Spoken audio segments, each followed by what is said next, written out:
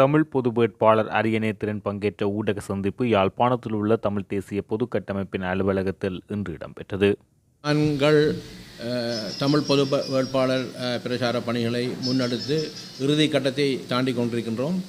இன்னும் 5 நாட்களினால் எங்கள் பிரச்சார பணிகள் நிறைவுறுகின்றது. எதிர்வருகின்ற 18ஆம் தேதி நள்ளிரவு 12 மணியுடன் தொடர்ச்சியாக இப்பொழுது என்னை பொறுத்த மட்டில் நான் யாழ்ப்பாணத்தில் இருக்கக்கூடிய பொலிகண்டியிலே அந்த நமக்கு நாமே என்ற பிரச்சார பணியை ஆரம்பித்து 8 மாவட்டங்களிலும் நாங்கள் சென்று பொத்திவிலே அதை நிறைவு செய்திருக்கின்றோம். அதைவிட இப்பொழுது பொதுக்கூட்டங்கள் கலந்துரையாடல் என்று எங்கள் தமிழ் தேசிய அரசியல் கட்சிகளைச் சேர்ந்தவர்கள், பொது அமைப்பில் இருக்கக்கூடிய 83 அமைப்புகளைச் சேர்ந்தவர்கள், எங்கள் வடகிழக்கில் இருக்கக்கூடிய 8 மாவட்டங்களிலும் அவர்களின் பிரச்சார பணிகள் தொடர்ச்சியாக கருத்தரங்குகளும் பொதுக்கூட்டங்களும் இடம்பெற்று கொண்டிருக்கின்றது. அதேவேளை எங்கள் ஆதரவாளர்கள் ஏறக்குறைய 3000 தொடக்கம் 4000 தொண்டர்கள் எல்லா மாவட்டங்களிலும் 8 மாவட்டங்களிலும் அந்த பிரச்சார பணிகளை முன்னெடுத்து வருகின்றார்கள். ஆகவே நாங்கள் எதிர்பார்த்த வாக்குகளை விட மிகவும் அதிகமான வாக்குகளை பெறுவதற்கான சந்தர்ப்பம் எங்களுக்கு வந்திருக்கின்றது என்பதை நாங்கள் பார்க்கக்கூடியதாக இருக்கின்றது. அதைவிட எங்கள் புலம்பெயர்ந்து வாழ்கின்ற உறவுகளாக இருக்கலாம், அல்லது இந்தியாவில் இருக்கக்கூடிய தமிழ்நாட்டு அரசியல்வாதிகளாக இருக்கலாம், அதைவிட தென்பகுதியில் இருக்கக்கூடிய பல்வேறுபட்ட தமிழ் பற்றாளர்கள், தமிழ் செயற்பாட்டாளர்கள், தமிழ் அரசியல் கட்சிகளை சேர்ந்தவர்கள் பலர் அந்த பிரச்சாரங்களிலே எங்களை வருமாறும் அழைத்திருக்கின்றார்கள். மலையகத்தை பொறுத்த மட்டில் மலையக மக்களும் எங்களுடன் உறுதுணையாக இருக்கின்றார்கள். ஆகவே இந்த பிரச்சார பணிகளை தொடர்ச்சியாக ஈடுபடுகின்ற போது சில தப்பான கருத்துக்களும் வந்து கொண்டிருக்கின்றன. அதை தெளிவுபடுத்த வேண்டிய தேவை எங்களுக்கு இருக்கின்றது. குறிப்பாக நாங்கள் தெளிவாக கூறியிருக்கின்றோம் மக்களிடம், எதிர்வருகின்ற இந்த 21ஆம் தேதி சங்கு சின்னம், அதாவது பொது வேட்பாளராக எனது பெயர் அதில் குறிப்பிடப்பட்டிருந்தாலும், அடையாளமாக என்னை நிறுத்தப்பட்டிருந்தாலும், அதன் தேர்தல் சின்னமாக இருக்கக்கூடிய சங்கு சின்னத்துக்கு மாத்திரம் வாக்களிக்க வேண்டும், அதற்கு மாத்திரமே புள்ளடி போட வேண்டும் என்பதுதான் பொது கட்டமைப்பாக இருக்கலாம், தமிழ் தேசிய பொது கட்டமைப்பு பொது வேட்பாளராக இருக்கக்கூடிய எனது வேண்டுகோளாக இருக்கின்றது. ஆனால் சிலர் கூறுகின்ற கருத்து என்னவென்றால், சங்கு சின்னத்துக்கு வாக்களித்து விட்டு இன்னும் விரும்பிய XYZ யாராவதுக்கு வாக்களிக்கலாம் என்கின்ற விடயத்தை கூறுகின்றார்கள். அது எக்காரணம் கொண்டும் எங்களால் கூறப்படவில்லை, பொது கட்டமைப்பால் கூறப்படவில்லை. தமிழ் தேசிய பொது கட்டமைப்பு அதில் தெளிவாக இருக்கின்றது. நாங்கள் நிராகரிக்க வேண்டியது பேரினவாத சிங்கள வேட்பாளர்கள் என்பதை நாங்கள் தெளிவாக இருக்கின்றோம். ஆகவே நாங்கள் யாரையும் எங்களுடன் சேர்ந்து கோர்த்து முடிச்சு போட வேண்டிய அவசியம் இவருக்கும் இல்லை என்பதை நாங்கள் மீண்டும் மீண்டும் தெளிவாக கூறுகின்றோம். அவ்வாறான கருத்துக்கள் வருகின்றதை நாங்கள் வன்மையாக கருத்துக்களை சொல்லுகின்றவர்களையும் வன்மையாக கண்டிக்கின்றோம். அந்த கருத்துக்களை கேட்பவர்களும் மிகவும் தெளிவாக இருக்க வேண்டும். இதிலே காட்ட வேண்டிய விடயம் என்னவென்றால், தமிழ் பொது வேட்பாளருக்கு அளிக்கின்ற வாக்கு என்பது ஒட்டுமொத்த தமிழ் மக்களுக்கு அளிக்கின்ற வாக்குகளாக கருத வேண்டும். இப்பொழுது எவருமே 50% அதிகமான வாக்குகளை பெற முடியாது என்ற நிலை அவர்களுக்கு ஏற்பட்டதன் காரணமாக வடகிழக்கிலே அவர்கள் இப்பொழுது முகாமிட்டிருக்கின்றார்கள். குறிப்பாக நல்லூர் திருவிழாவில் தென்பகுதியிலே இருந்து காப்பு கடை வைப்பது போன்று, கொக்கட்டிச்சோலை தாண்டோன்றீஸ்வரர் ஆலயத்திலே தென்பகுதியிலே இருந்து மிட்டாய் கடை வைப்பது போன்று இப்பொழுது தென்பகுதியிலே இருக்கின்ற வேட்பாளர்கள் இங்கு வந்து முகாமிட்டு பல பிரச்சாரங்களை முன்னெடுத்து கொண்டிருக்கின்றார்கள். அவர்களுக்கு ஆதரவாக சில தமிழ் தேசிய கட்சிகளிலே இருக்கின்ற ஒரு சிலர் அல்லது தமிழர்கள் அதுக்கு முகவர்களாக செயல்படுகின்றார்கள். ஆகவே அந்த முகவர்களாக செயல்படுகின்றவர்களும் ஒன்றை புரிந்து கொள்ள வேண்டும். இது ஒரு ஒட்டுமொத்த இனத்துக்கான ஒரு தேர்தலாக நாங்கள் இந்த தேர்தலை நடத்துகின்ற போது அதை குழப்புகின்ற விடயமாக அவர்கள் செயல்படக்கூடாது. இன்னும் இருப்பது 7 நாட்கள் இருக்கின்றது. அந்த 7 நாட்களுக்குள்ளாவது அந்த மனம் மாறி நிச்சயமாக இந்த பொது கட்டமைப்பில் இருக்கின்ற இந்த வேட்பாளர் சங்கு சின்னத்துக்கு வாக்களிப்பதற்கு எல்லோரும் உறுதுணையாக வர வேண்டும் என்பதை நாங்கள் திரும்ப நாங்கள் கூறிக்கொள்ள விரும்புகின்றோம். அடுத்தது வாக்களிக்கின்ற போது வாக்குச்சீட்டிலே இருக்கின்ற 18வது இடத்திலே சங்கு சின்னம் இருக்கின்றது. அந்த சங்கு சின்னத்துக்கு மாத்திரம் ஒரு புள்ளடி போட்டுவிட்டால் போதும், அது நிச்சயமாக அது ஏற்றுக்கொள்ளப்படும். அதை விட்டு வேறு விதமான கருத்துக்களை கேட்டு அந்த வாக்குச்சீட்டை குழப்புகின்ற நடவடிக்கையிலும் பலர் ஈடுபடுகின்றார்கள். பலர் சயித் பிரேமதாசாவை ஆதரிக்கிறவர்களாக இருக்கலாம், அல்லது அன்றகுமார திசாநாயக்காவை ஆதரிக்கிறவர்களாக இருக்கலாம், அல்லது ரணில் விக்ரமசிங்கவை ஆதரிப்பவர்களாக இருக்கலாம். அவர்களும் சில விடயங்களிலே சில இடங்களிலே கூறுவதை நாங்கள் பார்த்திருக்கின்றோம். சங்கு சின்னத்திற்கு வாக்களித்து விட்டு அவர்கள் இலக்கத்தை குறிப்பிட்டு வாக்களிக்கலாம் என்று கூறுகின்றார்கள். அது நாங்கள் கூறவில்லை. உத்தியோகபூர்வமாக இந்த தமிழ் தேசிய பொது கட்டமைப்பு அவ்வாறான நிலைப்பாட்டிலே இல்லை. அவர்கள் கூறுகின்ற கருத்துக்களுக்கு நாங்கள் செவிசாய்க்கவும் தயாராக இல்லை. எனவே எல்லோரும் சங்கு சின்னத்துக்கு வாக்களிக்க வேண்டும். இருக்கின்ற இந்த 18 நாட்களுக்குள் மக்களுக்கு தெளிவுபடுத்த வேண்டிய பொறுப்பு இருக்கின்றது. இந்த தேர்தல் என்பது தனிநபரை இலக்கு வைத்து போட்டியிடுகின்றது. தென்பகுதி வேட்பாளர்கள் போட்டியிடுகின்றார்கள். தங்களை தாங்களே முதன்மைப்படுத்தி தாங்கள் ஜனாதிபதியாக வந்தால் அதை செய்வோம் இதை செய்வோம் என்று அவர்கள் கூறுகின்றார்கள். ஆனால் நான் அவ்வாறல்ல. நான் என்னை முதன்மைப்படுத்தி எக்காரணம் கொண்டும் தேர்தல் பிரச்சாரம் செய்யவில்லை. இனத்தை முதன்மைப்படுத்தித்தான் இந்த பிரச்சாரம் செய்கின்றோம். எனது வெற்றி என்பது இனத்தின் வெற்றியை தவிர எனது வெற்றி அல்ல. இதை மக்கள் புரிந்து கொள்ள வேண்டும். மக்கள் புரிந்திருக்கின்றார்கள். மக்களை குழப்புகின்றவர்கள் தான் பல்வேறுபட்ட வதந்திகளை கூறுகின்றார்கள். பல்வேறுபட்ட வேட்பாளர்களுக்கு பின்னணியில் நாங்கள் இருக்கின்றோம் அல்லது பொது கட்டமைப்பு இருக்கின்ற விடயங்களை எல்லாம் கூறி குழப்புகின்றார்கள். எவரும் குழப்ப வேண்டிய அவசியமில்லை. மூன்றாவது விடயமாக கூற வேண்டிய விடயம் என்னவென்றால், இந்த 5 நாட்களுக்கு பிறகு தேர்தல் இடம்பெறுகின்ற 21ஆம் தேதி தேர்தல் இடம்பெறும். அதற்கு முன்பு ஒரு அனாமதய துண்டு பிரசுரங்கள் எனது பேரில் கூட போடலாம், அல்லது எனது பேரில் சமூக வலைத்தளங்களிலே பலர் பிரச்சாரம் செய்யலாம். அது என்னவென்றால், அரியநேத்திரன் பாக்கிய செல்வம் அல்லது பாக்கிய செல்வம் அரியநேத்திரன் அவர்கள் இந்த தேர்தலிலே ஒருவரின் பேரை ஒரு பேரினவாத வேட்பாளரை குறிப்பிட்டு அவரை ஆதரிப்பதாக கூறியிருக்கின்றார், அல்லது அதில் இருந்து அவர் விலகிவிட்டார், அல்லது அவர் இதற்கு ஆதரவு தெரிவிக்கின்றார் என்ற வதந்திகள் வரும், பொய்கள் வரும். அதை எந்த மக்களும் நம்ப வேண்டிய அவசியமில்லை. அவ்வாறான கருத்துக்களை நான் தொடர்ச்சியாக கூறியிருக்கின்றேன். உத்தியோகபூர்வமாக எனது முகத்தை காட்டி ஊடகங்களில் அவ்வாறான கருத்துக்களுக்கு நாங்கள் விளக்கம் கொடுக்கலாம். ஆகவே இந்த துண்டு பிரசுரங்களில் வரும் கருத்துக்கள் யாரும் எனது பெயரை போட்டு, இப்பொழுது AI தொழில்நுட்பம் மூலமாக எனது படத்தை போட்டு நானே கதைப்பது போன்று கூட வரலாம். அவ்வாறான தொழில்நுட்பம் இப்பொழுது மாறி இருக்கின்றது. ஆகவே இதில் ஊடகவியலாளரும் இதில் மிகவும் அவதானம் அளிக்க வேண்டும், பொதுமக்களும் அவதானம் அளிக்க வேண்டும். எக்காரணம் கொண்டு நான் ஒரு பணியை எடுத்ததாக இருந்தால் அதை முடியும் வரை அந்த இலக்கு வரையும் நாங்கள் அந்த பயணத்தில் இருக்கின்றோம். ஆகவே எவரும் குழம்ப வேண்டிய அவசியமில்லை. இன்னும் இருக்கின்ற அந்த 5 நாட்களில் பிரச்சாரங்களை செய்யுங்கள். நிச்சயமாக எல்லோரும் வாக்களியுங்கள். 22ஆம் தேதி நாங்கள் எதிர்பார்த்த வாக்குகளை விட மிகவும் அதிகப்படியான வாக்குகள் மூலம் சர்வதேசத்துக்கும் இலங்கை அரசாங்கத்துக்கும் இந்தியா நாட்டுக்கும் எமது எதிராக இருக்கின்ற எங்களுக்கு எதிராக பிரச்சாரம் செய்கின்றவர்களுக்கும் நாங்கள் ஒரு பதிலை கொடுப்போம். நிச்சயமாக மக்கள் பதில் கொடுப்பார்கள் என்று நினைக்கின்றேன். நன்றி, வணக்கம். தமிழ் தேசிய பொது கட்டமைப்பு உங்களை தமிழரசு கட்சியிலிருந்து உங்களை ஒரு பொது வேட்பாளராக நடத்தியிருக்கிறது. தமிழரசு கட்சிகளே இப்போ கடந்த ஒரு சில வார காலமாக மாறி மாறி மாறி யாருக்கு வாக்களிப்பது என்பது பொழுது அவர்களுக்குள்ளேயே முரண்பாடுகள் முட்டி முதல்கள் இடம்பெற்றிருக்கின்றன. அதில் திருவண்ணாமலை மாவட்டம், கிளிநொச்சி மாவட்டம் தங்களை கிளைக்குழுக்கள் தமிழ் பொது வேட்பாளரை ஆதரிப்பதாக முடிவெடுத்தது. ஆனால் நேற்று மீளவும் தமிழரசு கட்சி தங்கள் முடிவை மாற்றம் என சொல்லியிருக்கிறது. 15ஆம் தேதி பொதுக்கூட்டம் கொண்டிருக்கிறது. அதில் முடிவெடுக்கப்படும் என்று செய்திகள் வருகிறது.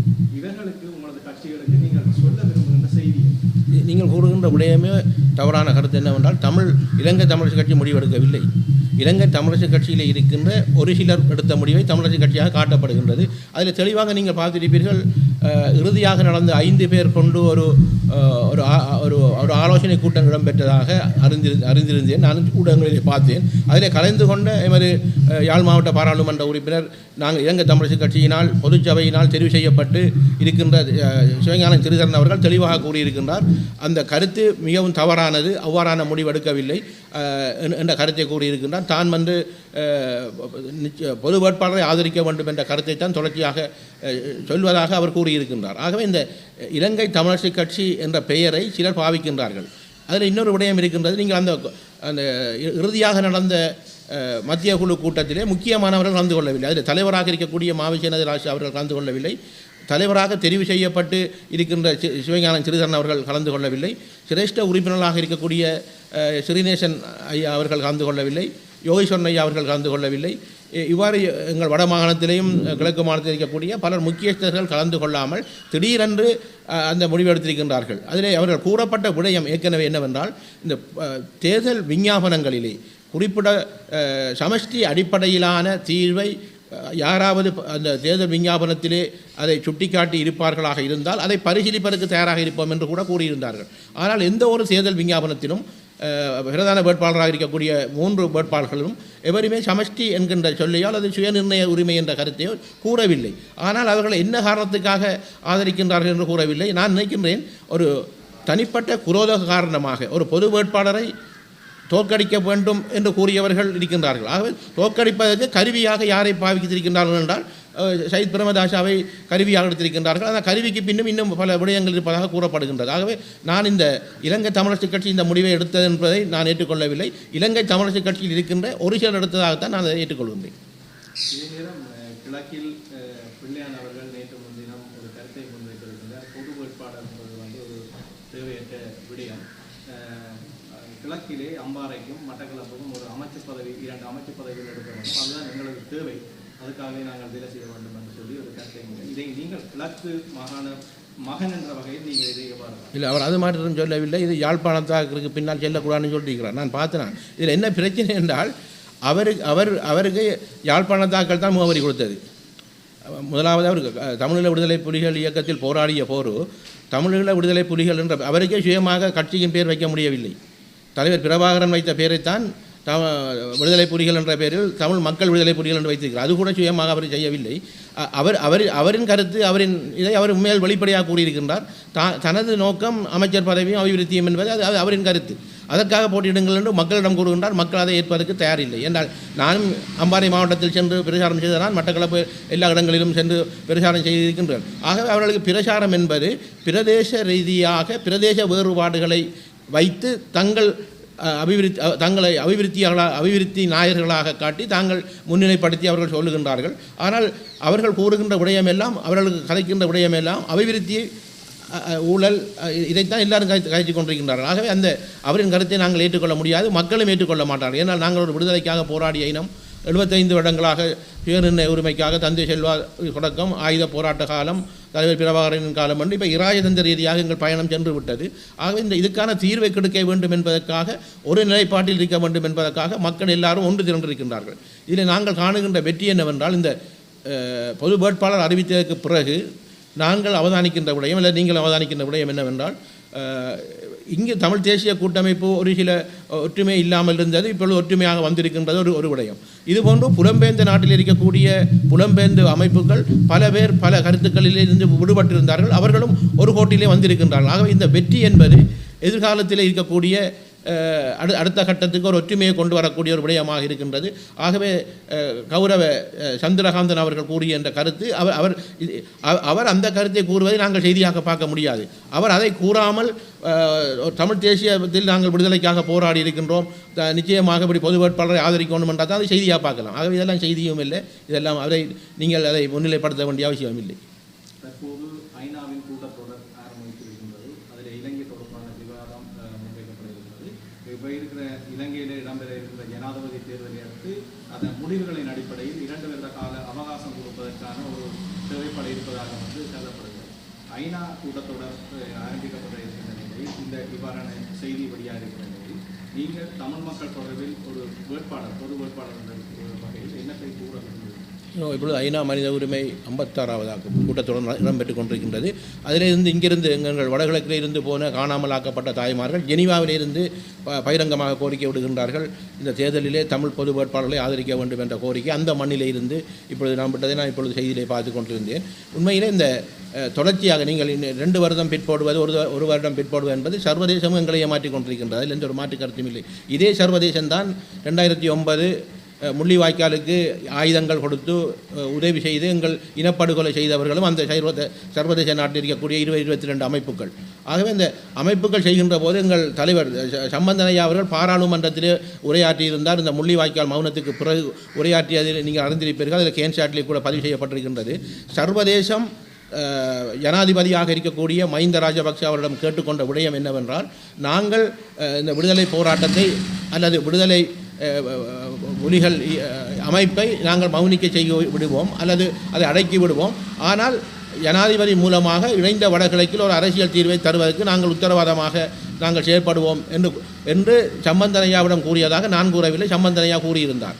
ஆனால் அந்த போராட்டத்தை அழிப்பதற்கு அந்த சர்வதேச நாடுகள் எடுத்த உத்வேகம், கொடுத்த உதவிகளை விட சர்வதேசம் எங்களையே ஏமாத்திருக்கின்றது என்று நான் சொல்வதற்கான காரணம் என்னவென்றால், இதுவரை அதே சர்வதேசம் இருக்கின்ற ஜனாதிபதிகளிடம் கேட்டு, ஏன் நாங்கள் போராட்டத்துக்கு நாங்கள் ஒரு முற்றுகைக்கு கொண்டு வந்திருக்கிறோம், ஆயுத போராட்டத்துக்கு தமிழ் மக்களுக்கான ஒரு தீர்வை கொடுங்கள் என்று இதுவரை வாய் திறக்கவில்லை. ஆகவே அந்த நிலையில் தான் இப்பொழுது நீங்கள் அந்த 56வது கூட்டத்தொடரிலும் பலர் அழுத்தம் கொண்டு கொடுத்திருக்கிறார்கள். தமிழ் தேசிய கட்சிகளை சேர்ந்தவர்கள், தமிழ் தேசிய செயற்பாட்டாளர்கள், மனித உரிமை செயற்பாட்டாளர்கள் என்று இலங்கையிலும் புலம்பெயர்ந்த நாடுகளிலும் அழுத்தம் கொடுத்து கொண்டிருக்கின்றார்கள். இந்த முறை அந்த அழுத்தம் என்பது நீங்கள் கூறியது போன்ற ஒரு உத்வேகம் பெற்றிருக்கின்றது என்றால், அங்கு அந்த ஐநா மனித உரிமை ஆணைக்குழு கூட்டத்தொடர் இடம்பெற்றுக் கொண்டிருக்கின்ற நேரத்தில் இங்கிருக்கின்ற மக்கள் சிந்திக்க வேண்டும் என்னவென்றால், அந்த கூட்டத்தொடரை வலுவூட்டுவதாக, தமிழ் மக்களின் தீர்வை கொண்டு வருவதற்காக இருந்தால் நாங்கள் இந்த வாக்களிப்பு மூலமாக அதுக்கு ஒரு வலுவூட்டுவது மூலமாக ஒரு மாற்றத்தை கொண்டு வரலாம் என்று நான் நினைக்கின்றேன்.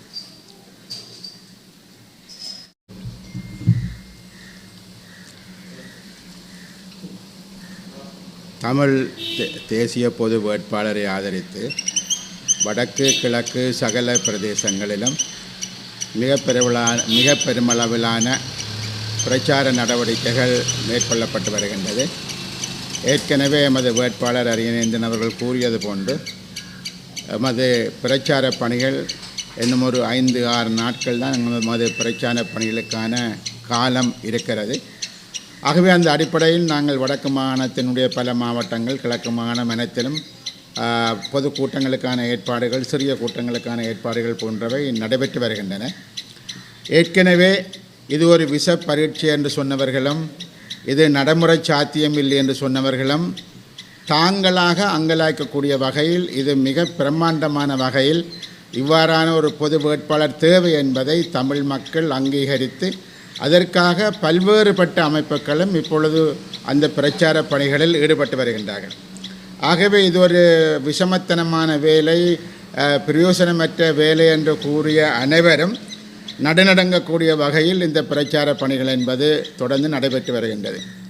இப்பொழுது ஆளும் தரப்பு ஜனாதிபதி ரணில் விக்ரமசிங்கவுக்காகவோ அல்லது வேறு ஆட்களுக்காகவோ தமிழர் தரப்பிலிருந்தும் பல பேர் பேசி வருகிறார்கள். யாழ்ப்பாணத்திலிருந்து டக்ளஸ் தேவானந்த் அவர்கள் பேசுகிறார்கள். மட்டக்களப்பிலிருந்து பிள்ளையான் வியாழேந்திரன் போன்றோர் ரணில் விக்ரமசிங்க தான் மீண்டும் வர வேண்டும், ரணில் விக்ரமசிங்க வந்தால் தான் நாட்டில் பாரிய மாற்றங்கள் வரும் என்றது அப்பால் கிழக்கு மாகாணத்தை பொறுத்தவரையில் எங்களுக்கு அமைச்சு பதவி கிடைத்தால் தான் மக்களுக்கான அபிவிருத்தியை செய்யலாம். வடக்கு மாகாணத்திலும் அதே மாதிரியான கருத்துக்கள் சொல்லப்படுகிறது. எனது கேள்வியெல்லாம், கிழக்கு மாகாணத்தில் 2 இராஜாங்க அமைச்சர்கள் இருந்தீர்கள். ஆனால் இன்று வரை உங்களுக்கு இந்த மேய்ச்சல் தர நிலத்தை உங்களால் தீர்த்து வைக்க முடியவில்லை. நீங்கள் அமைச்சர்கள், அங்கே இருக்கக்கூடிய மக்கள் நூற்றுக்கணக்கான வருஷக்கணக்காக போராட்டத்தில் இறங்கியிருக்கிறார்கள். மாடுகள் சுட்டு கொல்லப்படுகிறது, வெட்டி கொல்லப்படுகிறது, மேய்ச்சல் தரை கிடையாது. ஆனால் இவ்வளவு நடந்தும் கூட இந்த பிரச்சார காலத்தின் பொழுது இது தொடர்பாக நீங்கள் யாரும் வாய் திறக்கவில்லை. ஜனாதிபதியாக இருந்தவர் கூட இந்த பிரச்சனையை தீர்த்து வைக்க முன்வரவில்லை. ஆனால் அவருக்கு மீண்டும் ஒரு முறை வாய்ப்பளிக்க வேணும், நாங்கள் மீண்டும் அமைச்சராக வர வேண்டுமாக இருந்தால் நீங்கள் வாக்களிக்க வேண்டும் என்று கேட்கிறார்கள். நான் கேட்கிறேன், நீங்கள் அமைச்சராக இருந்து தமிழ் மக்களுக்கு கிழக்கு மாகாணத்தில் நீங்கள் என்ன சாதனைகளை புரிந்திருக்கிறீர்கள்? குறைந்தபட்சம் இந்த கன்னியா வெந்நீர் ஊற்றை உங்களால் காப்பாற்ற முடிந்ததா? அல்லது உங்களுக்கு அம்பாறையில் இருக்கக்கூடிய கல்முனை பிரதேச சபையை உங்களுக்கு தரம் உயர்த்த முடிந்ததா? அல்லது உங்களுக்கு இந்த மேய்ச்சல் தரையை சிங்கள தரப்பிடமிருந்து விடுவிக்க முடிந்ததா? அந்த பண்ணையாளர்களை காப்பாற்ற முடிந்ததா? அல்லது யாழ்ப்பாணத்தில் உங்களுக்கு கடல் தொழில் அமைச்சராக இருக்கக்கூடியவரால் இந்த கடல் பிரச்சனையை தீர்க்க முடிந்ததா? இன்று வரை இந்தியாவிலிருந்து வரக்கூடிய நூற்றுக்கணக்கானோர் கைது செய்யப்படுகிறார்கள். எங்களது மீனவர்களுடைய போட்டுகள் அடிக்கப்படுகிறது, நொறுக்கப்படுகிறது, கடலில் வீழ்த்தப்படுகிறார்கள், சாகிறார்கள். இப்படி பல பிரச்சனைகள் நடந்து கொண்டிருக்கின்றது. வலைகள் அழிக்கப்படுகின்றன. ஆகவே கடல் தொழில் அமைச்சராக இருந்து உங்களுக்கு கடல் தொழில் பிரச்சனைகளையும் தீர்க்க முடியவில்லை. மட்டக்களப்பில் நீங்கள் 1-2 பேர் இராஜாங்க அமைச்சராக இருந்து அந்த மக்களது பிரச்சனையும் தீர்க்க முடியவில்லை. நீங்கள் இப்பொழுது ஜனாதிபதியாக இருப்பவர் மீண்டும் வர வேண்டும் என்று கேட்கின்றீர்கள். இது உங்களது சட்டை பைகளை நிரப்பவா, இல்லை என்று சொன்னால் உண்மையாகவே மக்களது பிரச்சனைகளை தீர்க்கவா? ஆகவே இவர்களை மக்கள் சரியான முறையில் இனங்கண்டு கொள்ள வேண்டும். வெறும் பிரதேசவாதங்களை பேசி மக்களை ஏமாற்றுகின்ற காலம் என்பது மலையேறிவிட்டது. வடக்கிலிருந்து வருகிற அந்த பிரதேசவாதங்கள் என்பது தயவு செய்து நாங்கள் யாரும் இந்த பிரதேசவாதங்களை பேசி தமிழ் மக்களை காப்பாற்றப் போவது கிடையாது. வடக்கு கிழக்கில் தமிழ் மக்கள் ஆதிகாலம் தொட்டு வாழ்கிறார்கள். அவர்கள் ஒன்றாக வாழ விரும்புகிறார்கள். வடக்கு கிழக்கு என்பது தமிழ் பேசும் மக்களுடைய பெரு நிலப்பரப்பாக இருக்கின்றது. அந்த மக்கள் தமது சொந்த காரியங்களை, சொந்த கடமைகளை தாங்கள் ஒன்றாக கூட்டாக செய்ய விரும்புகிறார்கள். அந்த கூட்டாக செய்வதை நீங்களே எதிர்க்கிறீர்கள். பிள்ளையான் தொடக்கம் எல்லோருமே வடக்கு கிழக்கை பிரிக்க வேண்டும் என்பதில் தான் உறுதியாக இருக்கிறார்களே தவிர கிழக்கை காப்பாற்றுவது எப்படி என்று அவர்களுக்கு எந்த விதமான விடயங்களும் கிடையாது. கிழக்கு மாகாணத்தை எவ்வாறு தமிழ் மக்களுக்கான ஒரு மாகாணமாக காப்பாற்றப் போகிறீர்கள்? இன்றைய பத்திரிகையில் செய்தி வந்திருக்கிறது, திருவோணமலை மிக வேகமாக சிங்கள குடியேற்றங்கள் நடைபெற்று வருகிறது. இன்னும் ஒரு சில ஆண்டுகளில் திருவோணமலை மாவட்டம் முழுமையாக சிங்கள மாவட்டமாக மாறப்போவதென்று அமெரிக்காவினுடைய ஒரு ரிசர்ச் நிறுவனம், ஒரு ஆய்வு நிறுவனம் இன்று செய்தி 35 பக்கத்தில் செய்தி வெளியிட்டிருக்கிறது. ஆகவே நிலைமைகள் இப்படி இருக்கத்தக்கதாக கிழக்கு மாகாணத்தை தமிழ் மக்களுக்கான ஒரு இருப்பிடமாக எப்படி பாதுகாத்துக் கொள்வது, கிழக்கு மாகாணத்தை எப்படி பாதுகாத்துக் கொள்வது, இதற்கான எந்த விதமான உதவிகள், ஒத்தாசைகள், ஆலோசனைகள் எதுவும் இல்லாமல் வெறுமனே நாங்கள் அரசாங்கத்தை காப்பாற்ற வேண்டும், ஆளும் தரப்பை காப்பாற்ற வேண்டும், அமைச்சராக வர வேண்டும். ஏனென்றால் இவர்கள் செய்த கொலைகளுக்காக ஜெயிலில் இருந்தவர்கள், அவர்களை மீட்டெடுத்து வெளியில் கொண்டு வந்தது கோத்தபாய ராஜபக்ஷ போன்றோர். ஆகவே இவரது இன்றைக்கு ரணில் விக்ரமசிங்க தோற்று போனால் நாளைக்கு மீண்டும் இவர்கள் ஜெயிலுக்கு போக வேண்டிய தேவை ஏற்படலாம். ஆகவே இவர்களது சொந்த பிரச்சனையில் இருந்து தான் விஷயங்களை அவர்கள் கையாள்கிறார்கள், தமிழ் மக்களது பிரச்சனைகளினுடைய அடிப்படையில் இருந்து அல்ல. ஆகவே இவை அனைத்தையும் மக்கள் யோசிக்க வேண்டும். வடக்கு கிழக்கில் மாத்திரமல்ல, இலங்கையில் இருக்கக்கூடிய அனைத்து தமிழ் மக்களும் நாங்களே ஒரு பொது வேட்பாளர் நிறுத்தி இருக்கிறோம் என்பதை புரிந்து கொண்டு எமது சங்கு சின்னத்துக்கு ஆதரவு அளிக்க வேண்டும். நிச்சயமாக அவ்வளவு பெருந்தொகையான ஆதரவு என்பது வரக்கூடிய ஜனாதிபதி யாராக இருந்தாலும் தமிழ் மக்களுடைய பிரச்சனைகளை தீர்க்க வேண்டும் என்ற ஒரு உந்துதலை கொடுக்கும், அல்லது ஒரு அழுத்தத்தை பிரயோகிப்பதற்கான ஒரு ஆத்மார்த்த சக்தியை தமிழ் மக்களுக்கு கொடுக்கும், தமிழ் தரப்பு கொடுக்கும். ஆகவே அந்த வகையில் நான் நம்புகின்றேன், வருகிற 21ஆம் தேதி இலங்கையில் இருக்கக்கூடிய சகல தமிழ் மக்களும் சங்கு சின்னத்திற்கு வாக்களிக்க வேண்டும் என்று நாங்கள் இந்த சந்தர்ப்பத்தில் கேட்டுக்கொள்ள விரும்புகின்றோம்.